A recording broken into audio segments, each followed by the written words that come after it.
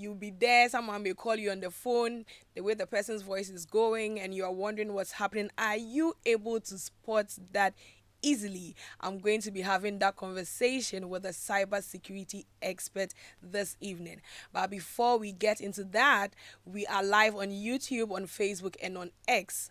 We would like you to join the conversation by sending us a WhatsApp message on the number 055 1111 997 055 1111 997. Before we get into our conversation, we would like to share with you what has been happening in the tech space in the past. So take a listen to the emerging tech trends. We will be back after that.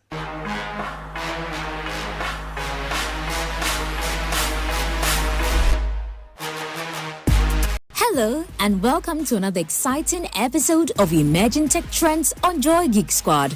My name is Denisia Poma Ej. In our headlines, Discord customer support data has been breached and Threat introduces global communities feature. Also, Microsoft prepares ad-supported Xbox cloud gaming.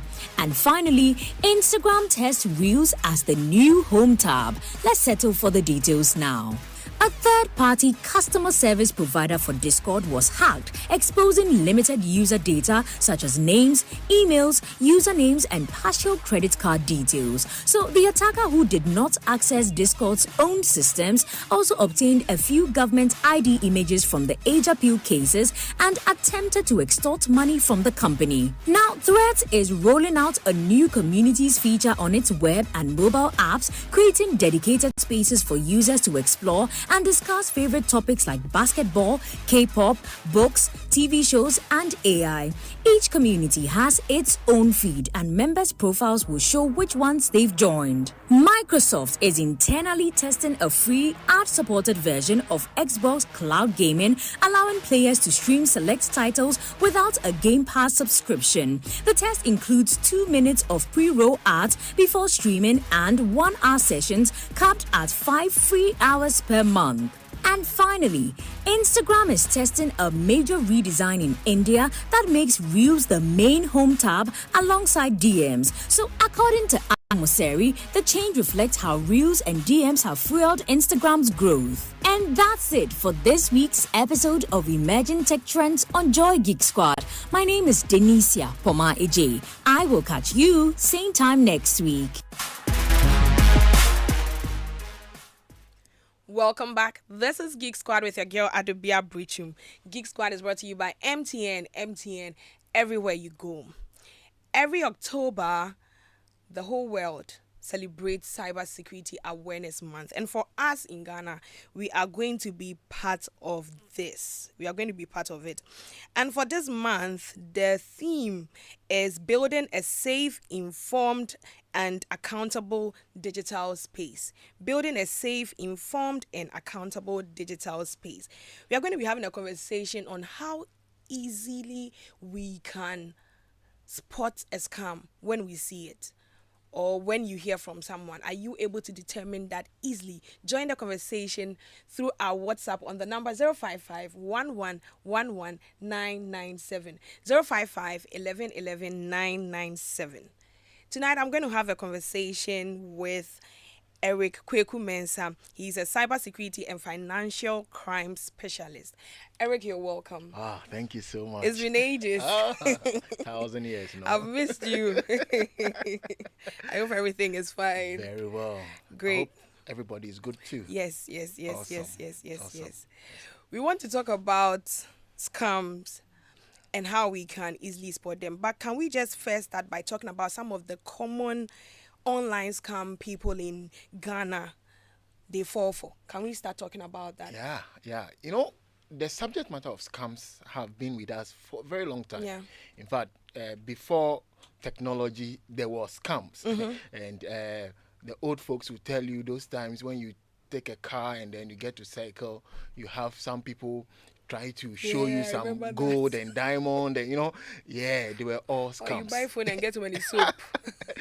You get it. So scams had been with us, but what makes it very interesting is that because of technology, the modus have evolved, right? So you realize that the scams that we do know about, criminals have now perfected it and are using technology to make it more executable, right? And people are falling prey to that. So when you look at the trend, and I would look at it from then to now, right, you realize that there is a very major issue now with regards to mobile money related fraud.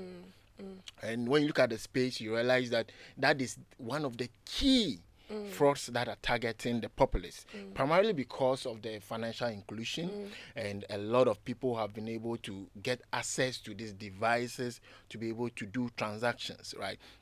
So the criminals are targeting them. Now, aside from the mobile money fraud issues, and even on the mobile money fraud, just to chip in some figures, right? The Bank of Ghana fraud report that came up, the number of counts in terms of the fraud that were reported is over 15,000. I think 15,618 thereabout. That's a count. Yes, that's the count. The money is not even Exactly, right. So, and that is reports that were made by people. And you know, in Ghana, a lot of people don't like to report. Especially those whose money will be I tell you. taken. You know, because of the culture, right? You don't want to be seen as somebody who is not smart. That is how people see it. But it's not about you not being smart. So this number, it means we can multiply by 3. Exactly. Even sometimes 4. Right. So that is one major issue. Now, another major issue we've seen in the space generally is issues about the investment scams. Right, and then job. That one became a thing. Exactly, investment scams, and you have Bank of Ghana even issue some alerts on some firms that are not registered. SEC also issue some. So investment scams, fake job offers, and the rest have been very prevalent within the space. Right. So with regards to scams, these are some few that are cyber-enabled fraud schemes. And it's sad, especially about the jobs. I had someone who went through that. She got a message on WhatsApp, and for her, she thought she had gotten a job. And I don't even know how, when you are rather looking for a job, you get a job offer and you are asked to give money, and people end up giving the money. Criminals are spiritual. I think we'll have to get into that. How will people be able to determine if a message they've received is a scam or not? Because it's really something else when you think about it. Whether an email, a phone call, or a message. How can someone determine that this one, there's something fishy about it? Yeah, you see, there is some primary or some basic elements that you shouldn't take note of, right? Of course, every scam with its MO, which is the modus operandi, right? But primarily, when you get calls or you get offers from unsolicited contacts, people you know nothing about. That unsolicited contact. Yes. Out of the blue, they try to contact you and then tell you if you want something and the rest. That is a very big no, kind of, right? Now, another thing is generic greetings. When you study scams, you see that these criminals have some pattern, which is the kind of greetings that because they don't know you, they would, once they hear your voice, then and you're a male, they will use, they will actually use a term that is very generic for you to respond, right? Another thing to take note of is when they are being urgent, like they try to make you to do something immediately. That is a sign of a scam, right? And perhaps they start asking you to reveal very sensitive information about yourselves and your OTPs and sending monies and the rest. So these are some basic things that you should know to be able to, trigger the alert that no, this person may be a scammer. So why is it that sometimes they sound so urgent? Like, you see, the person calls you and it's like they've been saving with you. You see, for scams, right, it's a psychological weapon. They use the urgency to create that psychological pressure. And oftentimes you term it as artificial time pressure on you. Now, when they bring that urgency, your sense of reasoning, your logical side of reasoning just goes off because of the artificial time pressure. So with that urgency, you don't even get to think about, oh, let me contact somebody to confirm, or let me call a family member to confirm, or let me, that kind of Yeah, thing. hardly do people do that. Exactly. Because of that urgency, and they create that artificial time pressure on you. And the criminals know that a lot, and they use it. It's pretty sad because I know someone, the person had done a job for another person, and all he heard was his phone ring. He picked up the call, and the information was, oh, the job that you came to do, this is, you have done work for me, so ideally I'm the one supposed to pay you, right? And you end up giving me money, all in the name of agency. Oh, I need money to do something, so can you rather give me this, and then I'll end up paying you the full thing. Meanwhile, you don't know the person from anywhere. In fact, Adobea, there has been instances where people receive calls that their children have fallen ill and they need blood immediately. And you know how the criminals are able to craft these schemes. So with that urgency, you send money and realize that my daughter is even at home, they're on vacation. That's the sad thing. There was one video like that. I is it a video and audio? I can't really remember. When the so-called doctor said they should go ahead and just take off the drip because the woman says she doesn't have money. I actually heard that. I'm like, who does this? Yeah. But the whole idea of creating a sense of urgency, and the fact that, like you said, we don't logically reason, so we go ahead and then send something to them. Can we find out this? Is it that when it comes to young people and older people, younger people are able to easily spot it, or anyone can just be, compared to older people? Okay, so what you just said actually is a myth, right? People actually have this perception that, younger people are more immune and it's the older people that fall Maybe prey. they know better. When it comes to scams, it's not about intelligence. It is about exposure and awareness. I like that. It's not about So intelligence. whoever is exposed and Exactly. then aware of it. Just that every age group have the kind of scams that hit them. So for example, the very young ones, the fake job offers will hit them. Yeah. Issues about visa fraud. Those who want to, go outside and work. Thank you very much. Right. All those scams would hit them. And trust me, even they are more exposed to the digital devices. Our older folks, they only use their phones for calls and perhaps even mobile money, and they don't even know a lot of things around it, right? That doesn't mean that they also don't get targeted. There is a scheme that also target them, and one of these schemes are the romance scams. That thing. Yeah. Especially adults. Exactly. Yeah. So that's a category of scam that targets the elderly ones. So younger ones are not immune to fraud. Just that they are the MOs that hit them. When I say MO, I mean modus operandi that hits them are different from the elderly ones. But everybody is susceptible to fraud. This is serious. We are having a conversation on how you can easily tell or spot a scam. And we would like you to join the conversation on the WhatsApp number 055-11-11997. What are some of the things you look out for when you receive messages to determine whether or not it's a scam? Share with us on the WhatsApp number 055-11-11997. Eric, I want us to talk about this. Yeah. Messages sometimes come through, sometimes from the bank, sometimes from providers.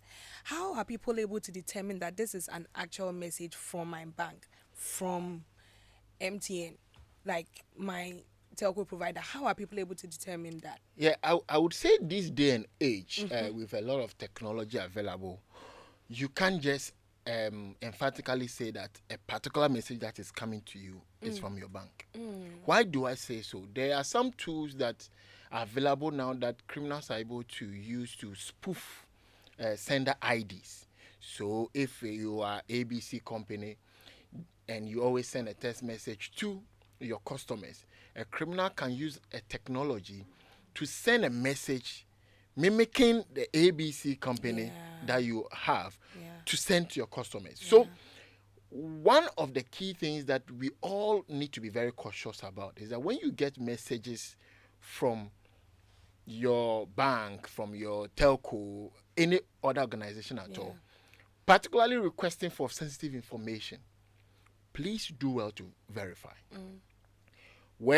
And just know that these firms, the financial institutions and the rest, will not call you to ask for your OTP. Yeah. Will not call you to ask for certain information that they should have at their end. So once you have messages coming to you requesting for certain things like that, you should be on the guard. Another key thing is, for example, your institution calls you, a telco calls you that you've won something, and then, or you've gotten a message that you've won a promo, then they ask you to pay processing fee. It's straight for red flag, right? So promo that you're not come to get the money and then you're asked to pay before you get the money. How? So we have to be very cautious, verify them. If it's on social media, check if they are verified. Nowadays, a lot of the firms, particularly the very reputable ones, are verified. The badge, that blue badge by them, check all those things. If even it's a website, right? Check if the website, the logos and the branding is consistent with the branding that you know of your financial institution, and you would be a bit good, right? So you've touched on promo. Now, how can someone be sure that this particular promo is real? Now, when it comes to promos, Yeah. organizations would want to be very loud about it. Okay. So, for example, for want of a better example, if MTN is doing a promo, you would see it all over social media, on all their major accounts, saying that they are doing a promo about A, B, and C. So, once you get such an offer, you get a message, kindly go to the official social media websites of the provider. You can also go to their main website. Yeah. Because oftentimes when there's a promo, you see it on their main website. That's true. Another even subtle thing you can do is to see if there are a lot of mentions of that promo online. If they are saying you are sharing gold bars and you are not seeing a lot of gold bar talk about it, it becomes a major issue, right? So just make sure you do all this. And also, when you win something, don't be in a haste to get your reward. Take your time, do your due diligence, like I've mentioned, and even if the organization is closer to you and you can work there, go there in person and talk to them. It's very important that we do that, because talking about this promo thing, I've just hey, how some people just see certain things. In fact, it was on IG, and I saw one of these reputable media stations, and they were talking about a particular investment. So when I saw it, I was like, really? Let me just go and visit their website and see. And then I just realized this person has actually paid for ads on IG and is sharing this information. And you see a picture of someone like you there. Eric has done this and has earned this amount. You also do it, and people will go ahead and do it. So it's something that... It's a psychological game. Yeah. And you see, they know that we have a concept called the social proof.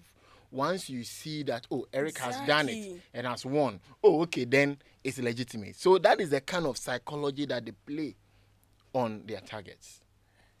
And sadly, a lot of people end up falling for it. But that's why we are having this conversation. I mean, talking about how you can easily spot a scam. You can send us a message on the WhatsApp number 055-1111-997. Join the conversation. Let us hear from you concerning what we are talking about. So the people that fall for these scams, should we blame them for it? Is it that there's not enough education? Like, because sometimes someone will come and tell you the story and you are wondering, like this example I was giving. I asked the guy, you were expecting payment from this person, so why does he tell you that I need transportation money, send me? You don't know, you don't call the person that you knew to verify and you went ahead to send it. Yeah, you see, this question is a very, I will call it an emotional question, right? Because when people are scammed, the perception is that they are, pardon my French, right? They are dumb. That is how the perception is. But no. See, when anyone can fall victim to it. So you don't blame the victim, but we should rather focus on the education and systemic protection. Like I did mention, it's not just a simple issue of simple trick. No. it is sophisticated psychological manipulation. Seriously? Yes. Sorry to come. I had someone call me just recently, and the first thing the person said was, please, the money. So when the person just said, please, the money, I just said, I'm waiting for it. You are very lucky they don't sign off with insults, right? But like you're saying, it's a psychological thing. Exactly. So when we shame victims, one, we make them quell in, and they don't come up to tell you what has happened to them. They also, because if that trend continues, and I know currently there's that kind of trend, right? People don't like to share their experiences. That's true. If they are scammed, because of the fear of being looked as if you don't know anything, right? Exactly. But it's good that we share so that at least people also learn from that. And it also encourage the victims to report, because once you report to the police can take some action. So the focus rather should go to the education, like we are doing now. Yes. Joy is doing so well, because the Cybersecurity Awareness Month is intended to make a lot of people, know the risks. In fact, we can't overemphasize these risks. We can be doing it every month, because day in, day out, new tricks are coming up. Seriously. We should also focus on consumer protection. If people are getting defrauded, the critical questions must be asked. Why are they still being defrauded? That's a very good question. Exactly. Because sometimes you really wonder, is it that we are not talking about this enough? Yes, we can be talking about it, but you see, everybody has a part to play. Like I was saying, all of us should be involved in the sharing of the best practices. The government or the regulators should be able to put in some directives and policies in place to whip institutions into that line where they will implement some security protocols to protect consumers.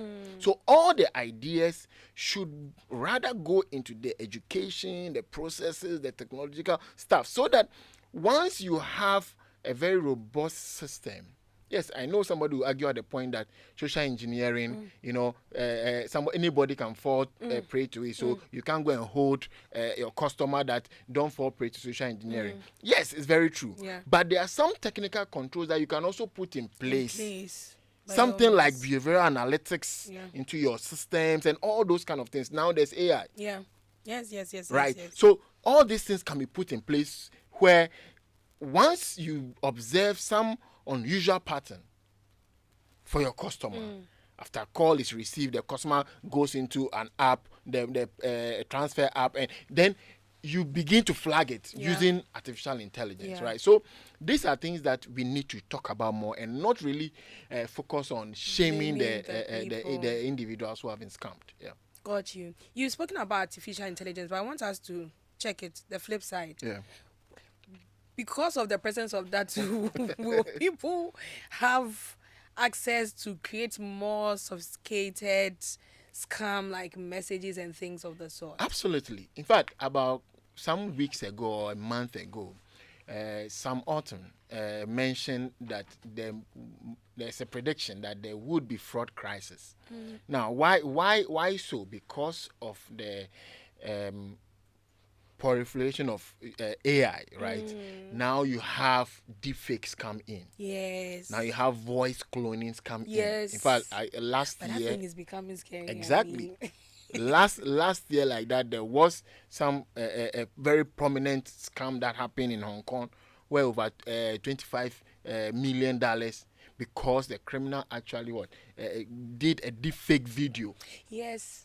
You remember like that getting thing? the executives to Exactly. approve of yes.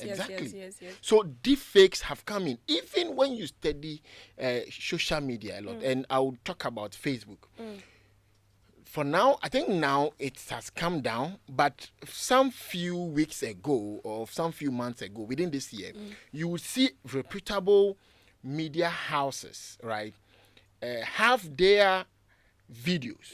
I don't want to mention any media house name. That is why I have their videos transformed with deepfake, and then you see they advertising some kind of fake investment scam, investment related product. Sometimes even this how do you call it, herbal product and those things, and you see major journalists in this country talking about it, but it is not necessarily they saying it.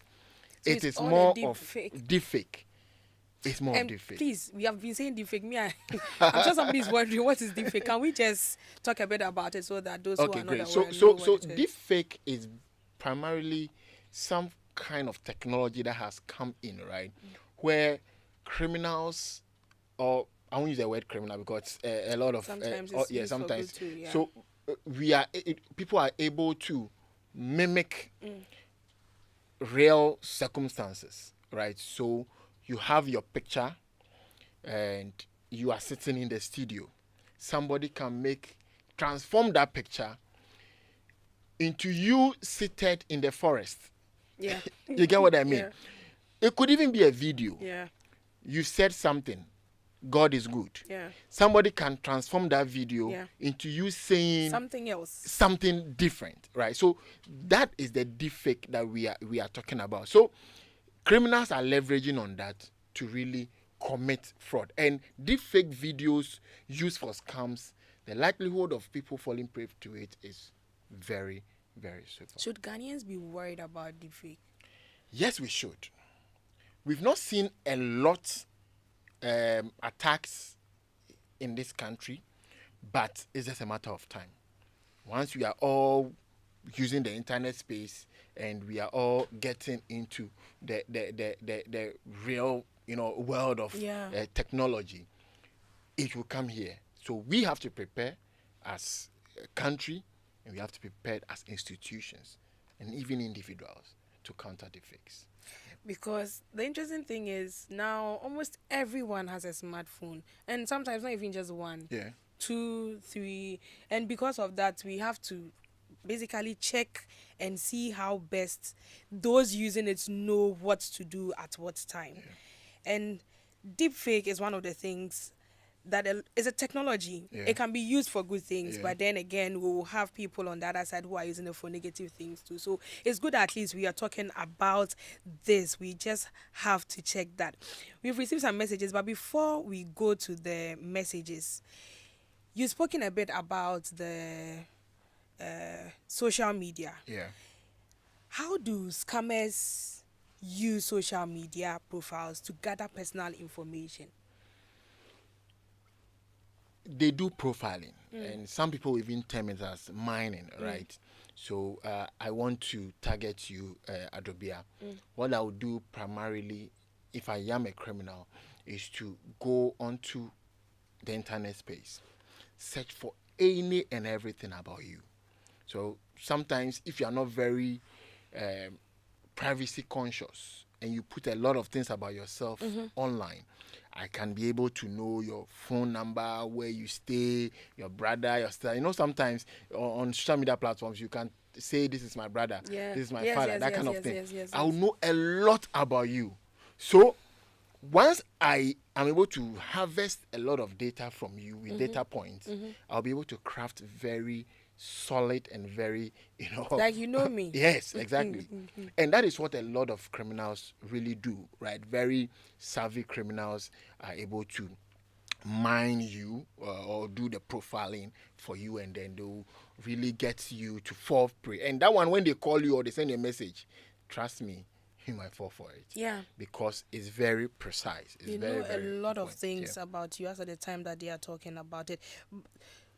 Quick question. Now, people are aware of this. Yeah. What kind of information, no matter how harmless it is, that you are not supposed to share online? Because sometimes you may not necessarily know what to, what's the big deal? Exactly. So there are certain information which I will classify as very personal information, which is one, your phone number, your bank account details. Sometimes you see people do a transaction and they take screenshot of the transaction and they put on their status. They put on their status. Exactly. Maybe, I just bought my car. Then they show the transfer that is truly they really bought the car, right? It's just for that social validation that they too, let me use the Gen Z word, day to day. Yeah. Right. So they do that. Sometimes you have people share their precise location. I am here. So don't do that. You must be security conscious, because when you show where exactly you are, somebody can track you. Another thing you should also not do is that you let people be aware that you are not in the at home. Sometimes people say, "Oh, I am leaving. I'm going to 3-day vacation." That kind of thing. Yes. Then yes, everybody yes, knows yes, that Kofi Mensah is not at home. So they can now come to your house to come and then defraud you. So there are very personal things that you should not. Yeah. Just take it as though you go to the market and you're telling somebody, you are just telling a stranger that, so I'm going on a vacation. You see, it feels very weird. It's true. Or you go out and tell your stranger, oh, I just bought iPhone 17, right? It feels very weird in a very physical situation.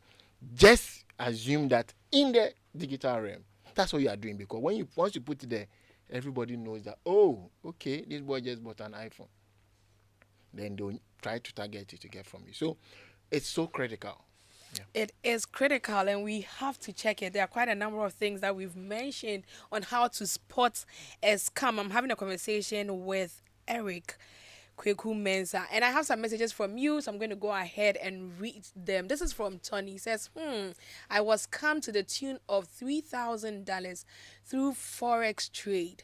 They started with a deposit of $240, and I was asked to top up since my account will gain more money.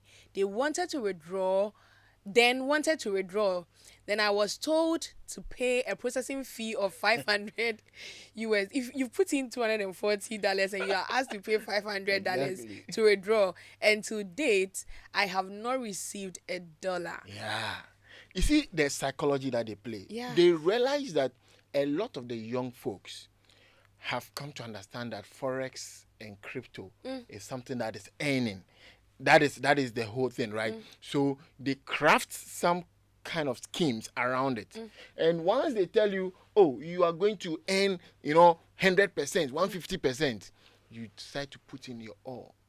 I know of somebody who actually withdrew everything from his bank account because it feels like he's going to do crypto. And the promise was that the guy promised him that once you do it, within 1 week, the system that he has, you get like double. Why was it not mining himself? And I don't know. You see, that is why we are discussing this psychological related weapons.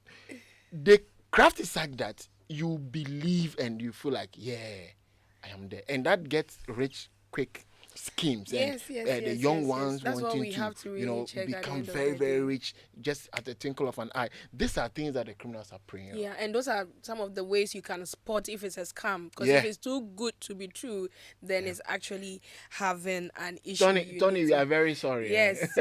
Sorry about that, but at least it's good that you later identified it and probably stopped sending some more money. We have another message. This from Francis. Said, "Hi, Adobea. Good evening. There is this thing that scammers do to parents as they call and tell them that their child in school has fallen sick or had an accident and been rushed to the hospital, and the child needs an urgent treatment to save his or her life. So the parents should send money so that a medication can be secured to save the child from dying." And this puts parents, some of the parents end up doing this. Is true, and they end up sending money. So this is one kind. Yes, is true. So at least with this, anytime you have any such call, and you know very well that your ward is in school and you have probably the phone numbers of some teachers, it will be good to just phone those teachers Exactly. to verify. Don't just be in a rush because someone called you to say that your child is not feeling well in school. We just have to check it. Like I said with that example, the woman just said, "I'm sorry, but I don't have any money." And That's what all. the man got angry and said, "Please take off the drip. Meanwhile, there's no child there."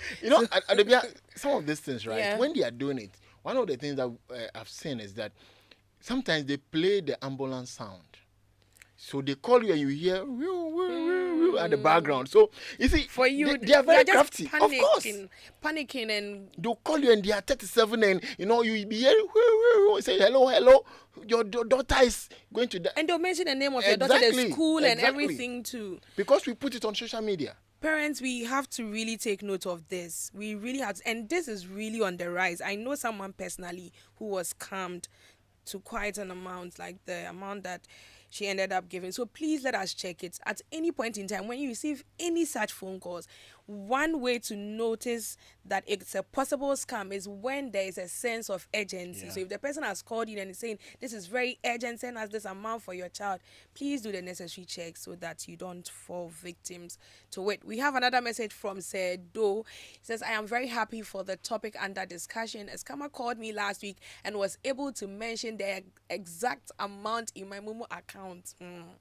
When I called the customer service to lodge a complaint, I was told there was nothing they could do about it. I am always worried about their responses to fraud complaints. Eric. Yes. You see, I did mention that to curb this menace, it's more of 360, right? So the regulators have a part to play, Yeah. NCA and the rest. The telcos themselves, here he's talking about Momo, so I'm looking at the telcos, right? Yeah. Or the mobile money operators, Yeah. right? They have a part to also play. And the kind of part that they play is very crucial because if you make reporting so easy and you make responses in terms of expediting action on these responses so very efficient or effective, the populace will have that trust to report to you, right? So the telcos listening, and to a larger extent, people who offer services that are listening, we need to help in curbing this menace. Aside the campaigns that you are doing, in terms of reporting of the incident, making those portals available, and the staff also Responses, responding yeah. in a very, very nice way. Yeah. Because sometimes, yes, I do understand. I actually heard someone even complain that you send several reminders and nobody seemed to mind you. So this is a call also to the mobile money operators to also help. I know, yes, the numbers can be very huge, but we need to do something about it. By all means, we'll have to be able to do something about it. Some few months back, I went to town to get an item, and I realized that I needed some money, and so I went to an agent to withdraw money. Yeah. And interestingly, when I got there after withdrawing the money, the following day I was called by someone just out of the blue, and what the person told me was, I want to confirm, are you the one who came to withdraw this money? I'm like, what's going on here? Said, oh, I just want to know, please, can you come to town? I said, come to town for what? I mean, before we go to the next question, I want us to quickly touch on this. How are you able to determine if a particular mobile money agent is fake or real? Yeah, there are several ways, right? Just the very basic ones. The advice is to use mobile money agents that have more of established shops. When I say established shop, not necessarily huge shop, but a kiosk that is not very movable, right? When you do that, at least you know that this person, to move the kiosk, it will take some energy, right? Yeah. Rather than just people who just have an umbrella and they can just fold the umbrella and they are gone, right? So that is one, but that is just a very, very basic. But to the very, I won't call it technical, but you need to ask them their agent IDs, because every mobile money vendor has or have a vendor ID. So you need to ask them their vendor IDs. You should also not use mobile money agents that can easily, some corners where you can't really identify them, right? Because some of these guys, they try to hide in some corners that once they finish defrauding you, they are gone. Nobody would see them, right? Also, some mobile money vendors have recognized names, right? You sometimes you go to a vicinity and you see a particular name on a particular vendor's kiosk. You go to another vicinity, you see that particular name. It means that it is more of a chain of those are the shops that we would encourage you to use, so that when something happens, you can get there and then talk to the person. And most of us are very fond of, once we initiate a transaction at the vendor shop, they tell us they are doing it. Okay, bye bye. So there, because you think that you receive the code Yeah. when you are on the way going. No, stand by the vendor and receive the message that you are expecting before you move, because anything can happen. Yeah. Right, and also don't give your mobile device to the vendor, that the vendor should operate for you. These are all things that you should be very, very cautious of. We have to be cautious of these. We are having a conversation on how you can easily spot a scam, and I'm having a conversation with Eric Kwaku Mensah. I have some messages. You can send us your message or join in the conversation by sending us a message on the WhatsApp number 055 1111997. This message is from Patrick. It says, on matters related to job scams, it is rather interesting for certain individuals and institutions to demand for money before linking or recruiting unsuspecting people. If such persons had the means or money, will they be out to hunt for jobs at the first place? This is a very good perspective. We need to be vigilant at all times. Greetings to Comrade Bernard Ni. Okay, Ni Mate Collie BMK. All right. Yeah. So can we just look at this, because he's really made a very good point. This Yeah. is from Patrick. Yeah, he's really made a very good point here, talking about the fact that if I'm looking for a job, Yeah. and you're asking me to pay, do I even have money in the first place? Exactly. But then we can look at it from this side. Then we have to also caution those who are willing to even sometimes borrow money to pay in order to get these jobs. This is a very serious issue where, of course, like you see some ads and they ask you to pay. Perhaps maybe the institution should rather wait once they employ you, the first salary, then they deduct what they want to deduct from it. But it is different from they asking you to go and do other checks. Like, sometimes they ask you to go and do police check and the rest. And some institutions, but that one, the money is not even going to them directly. Exactly. That is different. But please, when you are asked to pay some money, expecting to get a job, it's a red flag. It's a red flag. That is what we call the advance fee scam. Advance fee scam. So you should take note. And Patrick, thank you so much for bringing this in. Those of us who are listening and are looking for jobs, and you get information that we need to pay some amount of money before we, unless of course you decide to bribe, which is another ball game on its own, right? It's not really necessarily scam, but it's corruption. But when you are looking for a legitimate job, you shouldn't be asked to pay some processing fee and the rest to be able to get a job. It's really very important that we check that. We can't just, it doesn't even make any sense. You are looking for a job. You are not expecting to be paid, but then you are asked to pay money so that you get paid, and then people end up doing it. So we really ought to check it. It's not something that we have to be doing. So we've spoken a bit about banks. We've spoken a bit about telcos, and the main thing right now is talking about these banks, and because we get messages from them and all that, right? So can the banks and telcos do more to protect the users from, especially mobile money fraud? Can something be done about it? Yes, something can be done. And I think during my submissions, I have mentioned some few things, but I'm going to reiterate some of them.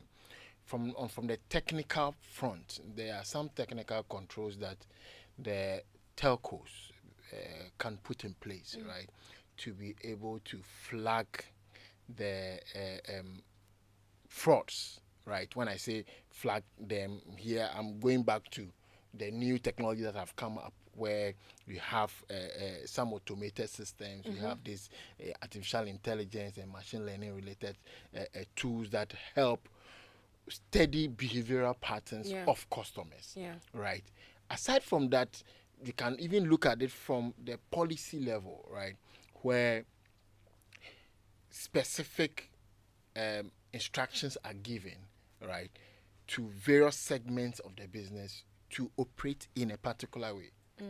The reason why I'm saying this is, they have a lot of shops across. Yeah. Right. Now, it's one thing they have, or it's one thing training the people who are working in these shops to do a particular routine. And there's another side of the coin where these people who are working in the very shops, the kind of practices deviate from what they are supposed to do. So some stringent policies must be put in place. Aside from even the training across board, the background checks of their staff and the rest is very critical. Yeah. Then you have the campaigns. I see that MTN is doing a lot, More Money Limited is doing a lot. There are some campaigns that they are doing, moving from city to city and the rest. And that is a very good thing that should be done to always keep the conversation going. It's important. Because everybody must hear of the trends so that they can be protected. Great. We have a question. And okay, so this person says, "Hi Adobea, I will first commend you for this program. There was an advert on Facebook that I saw that I believe would not have been done by a firm. I questioned it. Do you check for things like that?" Yes, we do. And when you come across these adverts, kindly call this number. 0302-216-540. 0302-216-540. You can speak with our reception desk to ask about it. I mean, that's what we spoke about earlier with Eric, the deep fake and the fact that sometimes people will even clone the name of an organization, sometimes these media houses. So please, anytime you come across anything of the sort, what you should do is to call on Facebook or any number, or call this number 0302-216-540. Call and ask about it to be sure before you make any kind of move on it. Is very important. And thank you for bringing that up. Exactly. Just to add this to it, right? On social media, there are opportunities for you to report posts. So if you see a post that is inappropriate, you believe it's a scam or it's a fraud or it's an impersonation, right? You can go to the three dots and then you report that post so that it can be taken down. It's also another avenue that the social media platforms have made available. It's true. We have to be looking at the way the conversation is going there. It looks like there may be a part two. I mean, the whole month of October is Cybersecurity Awareness Month. So just stay tuned as we will be educating you so much on this. Before we continue, we would like to share with you the quick tech fixes. We will be back after that. Hi everyone, I am Michelle Ajakum, and as usual, I bring you some tech quick fixes and tips right here on Joy Geek Squad. Bright screens at night? Switch to dark mode for comfort. Follow these simple steps. 1. Go to settings, then display. 2. Toggle on dark mode. 3. Set it to automatic for day and night. Now save your eyes and maybe even a bit of battery.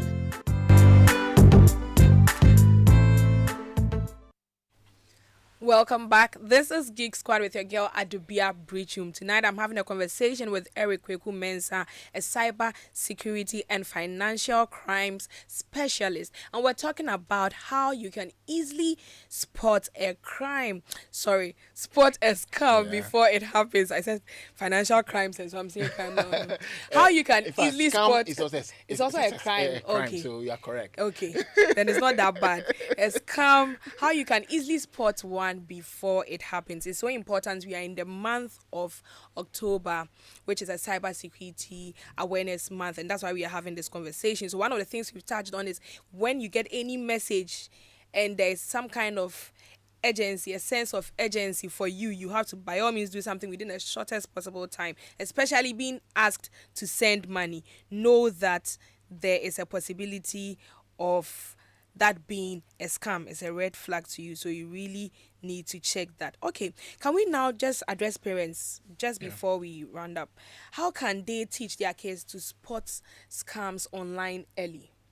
because now we hand over the devices to the children, and sometimes before you know it, they've probably done something. I don't know. Some time back, I saw one kid who had bought a television. The father just realized he had bought a television using this. But yeah, can we just talk quickly about that, and then we can. So for now, I think what we all know is that when you even buy a phone and you have your Play Store, you can connect it to either your card, mobile money, and the rest. So we have to advise our kids not to initiate any purchase on the app, right?